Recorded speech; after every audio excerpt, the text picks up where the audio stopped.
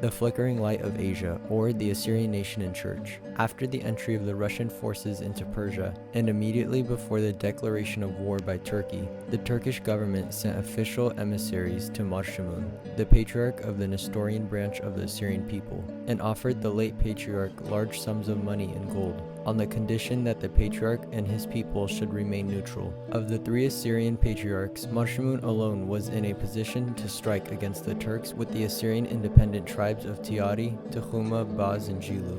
In the meanwhile, Marshamun's brother, who was studying in Constantinople, was kept as a hostage by the Turkish government and threatened with a horrible death in case Marshamun refused the Turkish offer and went over to the side of the Allies. The intelligence was officially communicated to the head of the leader of the Nestorians.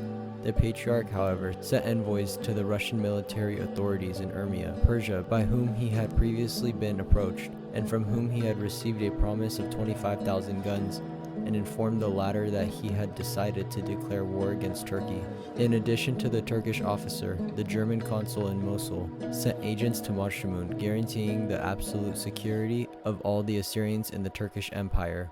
On the condition of the patriarch's neutrality, even this German offer was refused, and the hostilities commenced between the Turks and the Nestorian Assyrians. Thus, from the time of Turkey's entry into the war, have fought incessantly as a distinct unit in the group of the allied nations. The victories credited to the Russian forces in Kurdistan were in reality won by the Assyrian forces in that front of battle. The Kurds, who were a perpetual menace to the Russian operations, were absolutely cleared from those valleys by the army of Marshamun, and had the Russians fulfilled their promise of supplying the patriarch's forces with rifles and a few cannons, the capture of Mosul by the Assyrians would have been an easy possibility.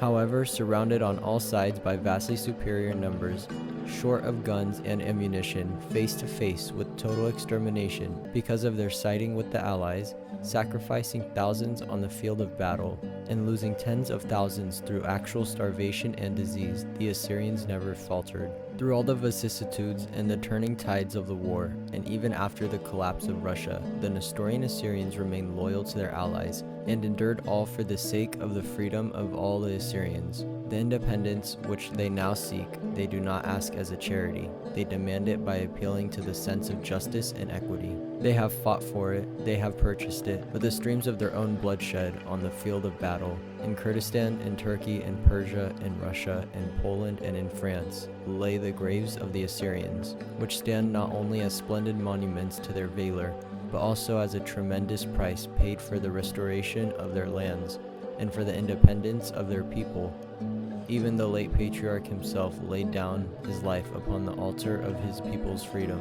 A nation that has lost nearly 1/3 of its numerical strength because of the part it played in the World War must surely be entitled to recognition and independence, especially in the presence of those political declarations which have repeatedly proclaimed the inauguration of a new era, wherein the principle of self-determination was to be recognized as a sacred and inherent right of mankind.